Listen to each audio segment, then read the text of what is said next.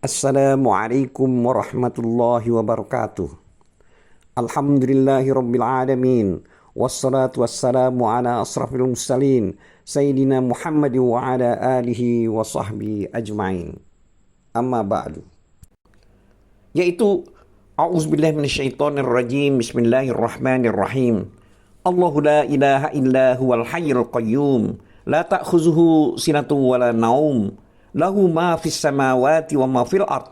Man dzal ladzi yashfa'u 'indahu illa bi'iznihi.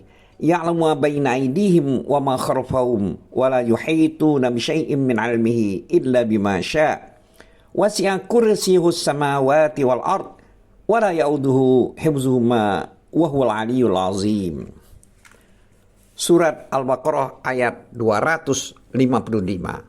Artinya, Allah tidak ada ilah yang berhak untuk diibadahi melainkan Dia yang kekal, yang hidup kekal, lagi terus menerus mengurus makhluknya, tidak mengantuk dan tidak tidur.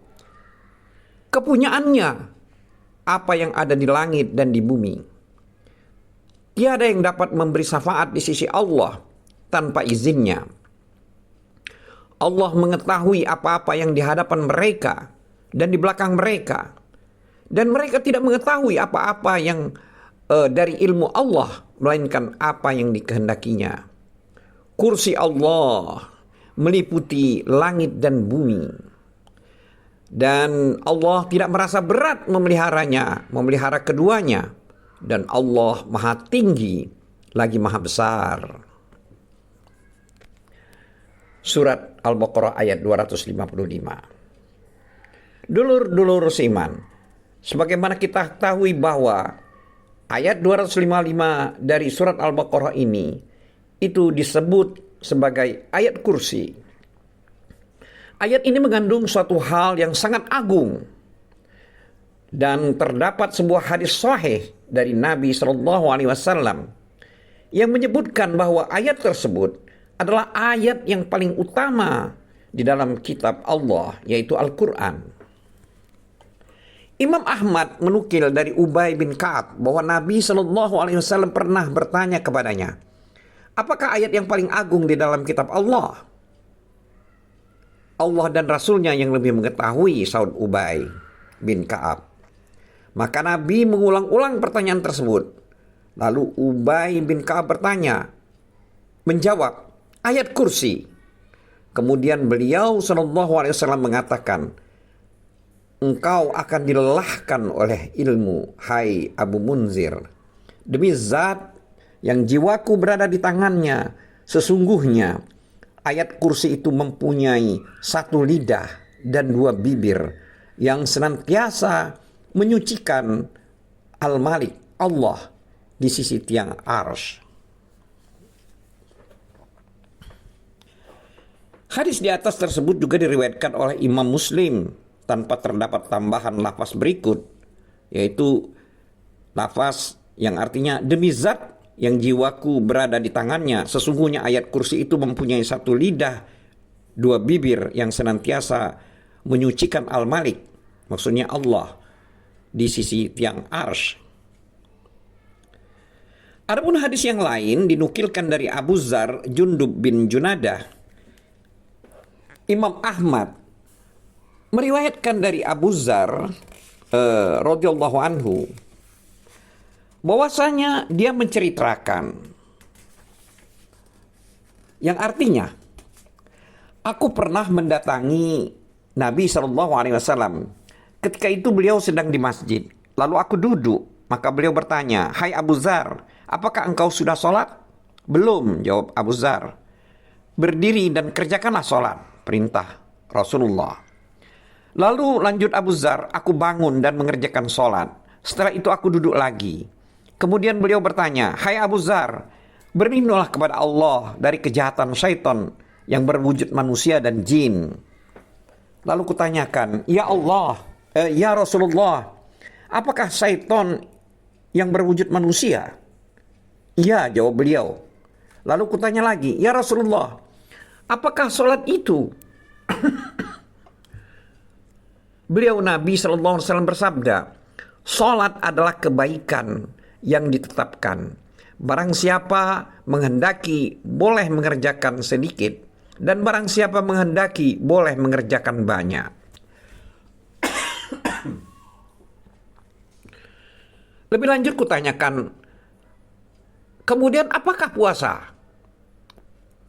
Beliau menjawab, suatu kewajiban yang pahalanya mencukupi dan di sisi Allah terdapat tambahan pahala. Lalu kutanya lagi, lalu apa yang dimaksud dengan sedekah itu? Beliau menjawab, ibadah yang dilipat gandakan pahalanya. Selanjutnya kutanyakan, lalu mana di antara sedekah itu yang lebih baik?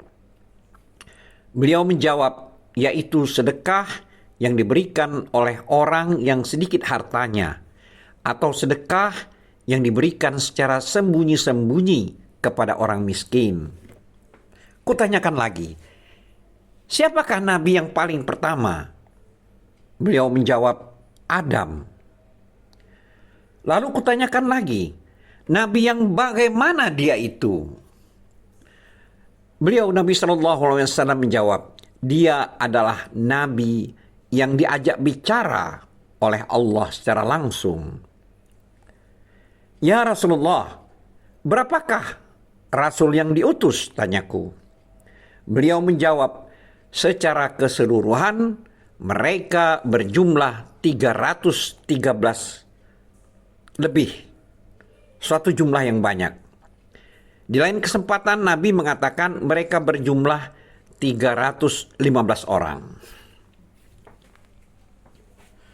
Kemudian kutanyakan lagi, ya Rasulullah, ayat apa yang paling agung yang telah diturunkan kepadamu? Beliau menjawab, ayat kursi. Yang artinya tiada ilah, melainkan hanya Dia yang maha hidup, lagi terus-menerus mengurus makhluknya. Hadis riwayat An-Nasai. Dulur-dulur seiman, Imam Al-Bukhari juga meriwayatkan dalam kitab sahihnya pada bab Fadiyatul Quran.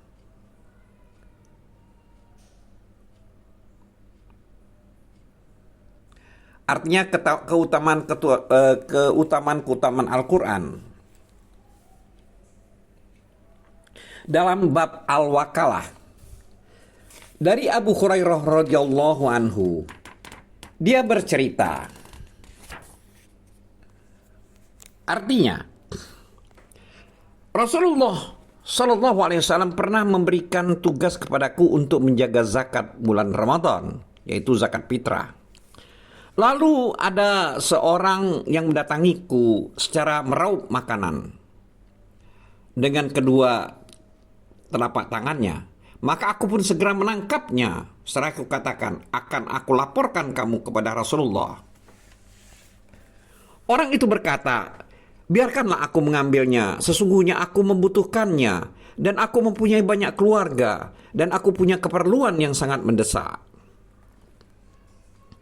Abu Hurairah melanjutkan ceritanya. Maka aku pun membiarkannya hingga pada keesokan harinya.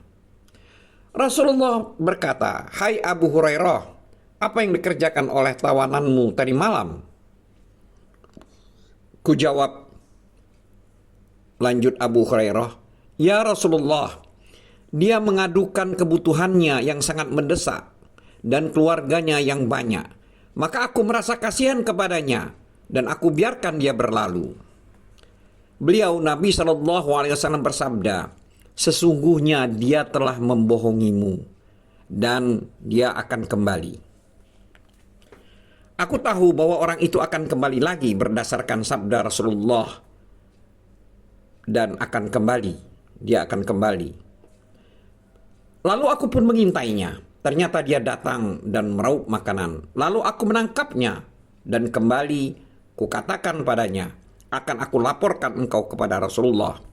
Maka orang itu pun berujar, biarkanlah aku mengambilnya. Sesungguhnya aku benar-benar terdesak oleh kebutuhan dan tanggungan keluargaku. Aku tidak akan kembali. Maka aku pun kasihan dan aku biarkan dia berlalu. Pada keesokan harinya Rasulullah SAW berkata kepadaku, "Hai Abu Hurairah, apa yang dikerjakan oleh tawananmu tadi malam?"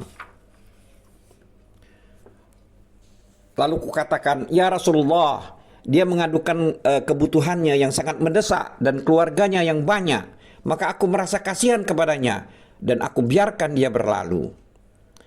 Beliau Nabi SAW bersabda, "Sesungguhnya dia telah membohongimu dan dia akan kembali." Selanjutnya kuintai untuk ketiga kalinya, dan ternyata dia datang kembali dan meraup makanan lagi. Lalu aku menangkapnya kembali dan kukatakan, "Akan aku laporkan engkau kepada Rasulullah. Dan ini adalah yang ketiga kalinya, dan engkau telah berjanji untuk tidak kembali. Ternyata engkau masih kembali." Lalu orang itu berkilah, "Lepaskanlah aku. Aku akan mengajarkan kepadamu beberapa kalimat yang dengannya Allah akan memberikan manfaat kepadamu." "Apakah kalimat-kalimat tersebut?" tanyaku. Maka dia menjawab, "Apabila engkau hendak beranjak tidur, maka bacalah ayat kursi." Artinya, Allah tidak ada ilah yang berhak diibadahi melainkan Dia yang maha hidup, kekal lagi terus-menerus mengurus makhluknya. Maka niscaya akan senantiasa ada perlindungan Allah bagimu, dan engkau tidak akan didatangi syaitan hingga pada pagi hari tiba. Maka aku pun membebaskan orang itu. Dan pada saat pagi harinya, Nabi SAW berkata kepadaku, "Apa yang dikerjakan oleh tawananmu tadi malam?" Kukatakan, "Ya Rasulullah, orang itu telah mengajariku beberapa kalimat yang dengannya Allah akan memberikan manfaat kepadaku." Maka aku pun membiarkannya dia berlalu. Beliau Nabi SAW bertanya, "Apa kalimat-kalimat tersebut?" Orang itu berkata kepadaku, "Apabila engkau hendak tidur ke tempat tidur, maka bacalah ayat kursi, yaitu yang artinya Allah tidak ada ilah yang berhak diibadahi melainkan Dia yang maha hidup, kekal, lagi terus-menerus mengurus makhluknya. Niscaya akan senantiasa pula perlindungan Allah bagimu, dan engkau tidak akan didatangi syaitan hingga pada pagi hari tiba." Para sahabat adalah orang-orang yang sangat loba terhadap kebaikan. Maka Rasulullah SAW bersabda, "Sesungguhnya dia telah berkata benar, padahal dia itu seorang pendusta. Tahukah engkau, hai Abu Hurairah, siapakah yang engkau ajak bicara selama 3 malam tersebut?" "Tidak," jawabku. Beliau bersabda, "Dia adalah syaitan." Demikian hadis yang diriwayatkan oleh Imam Al-Bukhari secara mu'allaq dengan ungkapan pasti. Hadis ini juga diriwayatkan oleh An-Nasa'i dalam kitab Al-Yaum wal Laila. Hadis yang lain menjelaskan bahwa ayat ini mengandung nama Allah yang paling agung. Maksudnya dalam ayat Al-Kursi tersebut. Diriwayatkan oleh Imam Ahmad dari Asma binti Yazid bin Sakan.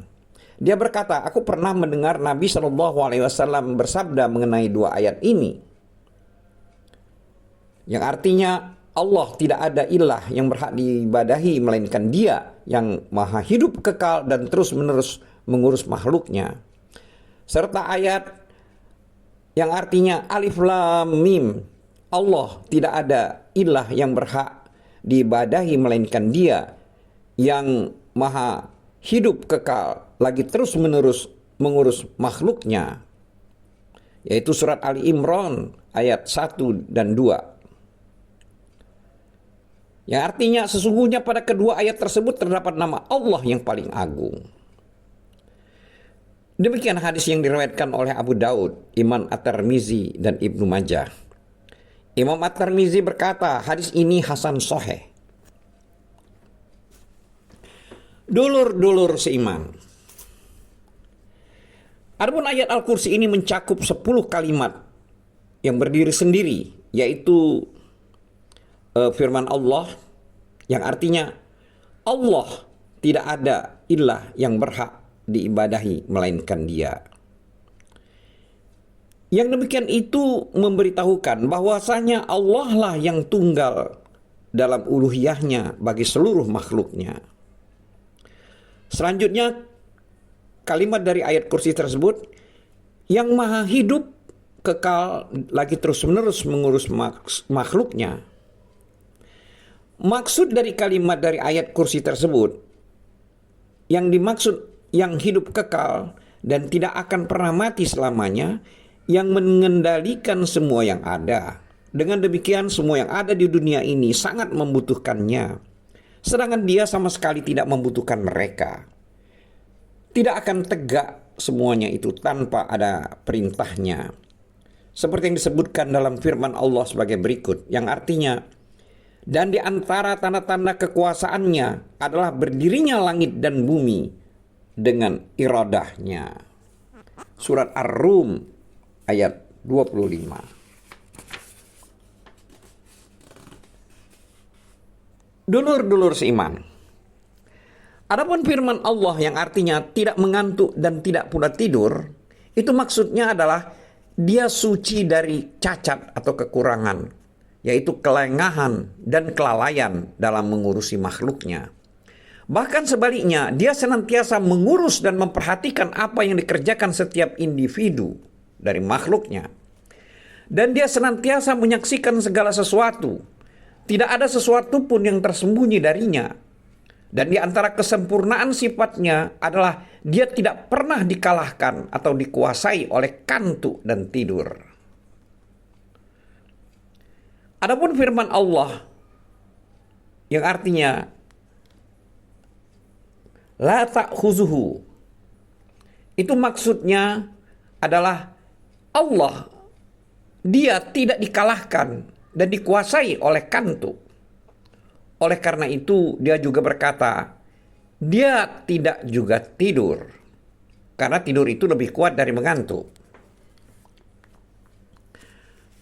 Dulur-dulur seiman, adapun firman Allah yang berbunyi, kepunyaannya apa yang ada di langit dan di bumi, maksud dari kalimat ayat tersebut di atas adalah hal itu merupakan pemberitahuan bahwa semua makhluk itu adalah hamba-Nya dan berada di dalam kerajaannya, pemaksaannya, dan juga kekuasaannya.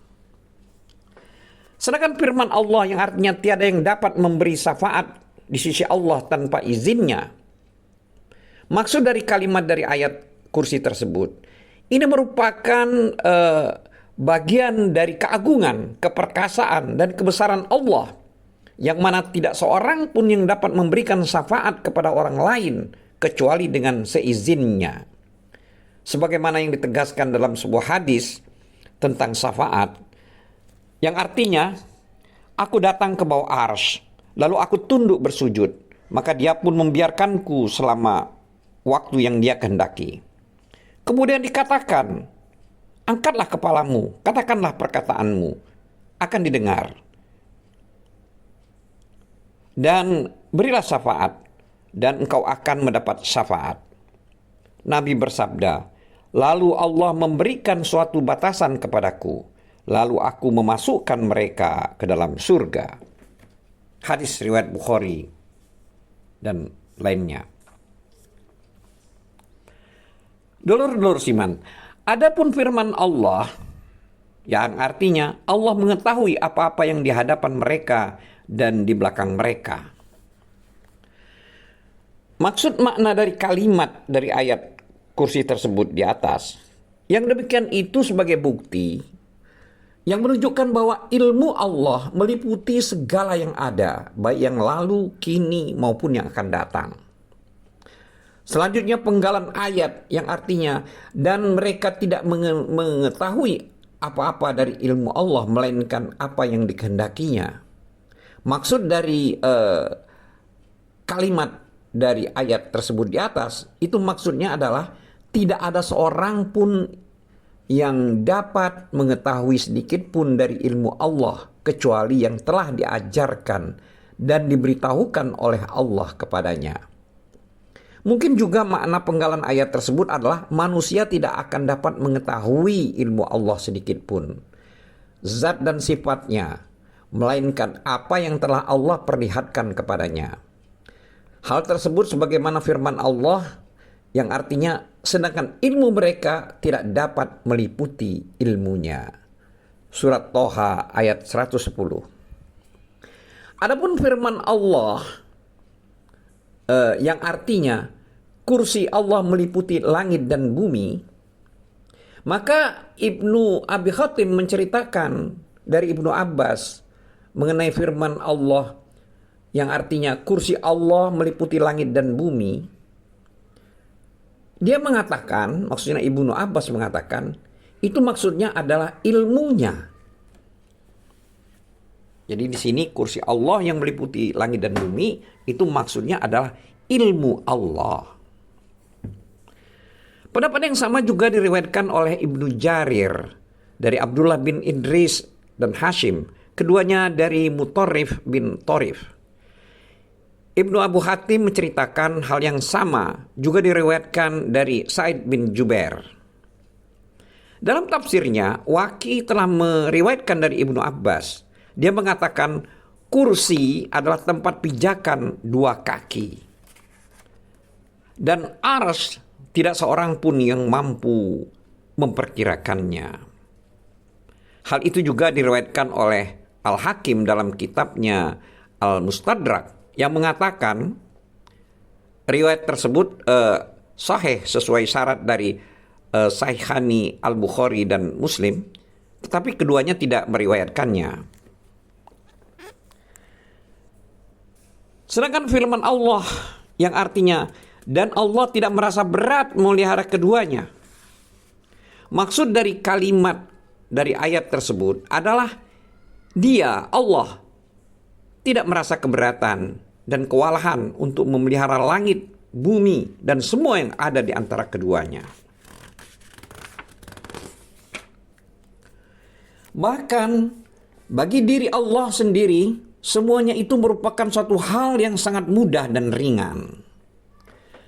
Dia yang mengawasi setiap individu atas apa yang dia kerjakan, yang senantiasa memantau segala sesuatu, sehingga tidak ada sesuatu pun yang luput dan tersembunyi darinya.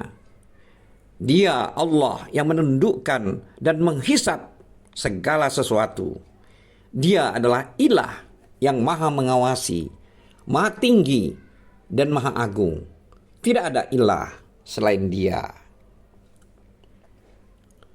Dengan demikian, firman Allah yang berikut, yang artinya dan Allah maha tinggi dan maha besar, adalah sama sebagaimana firman Allah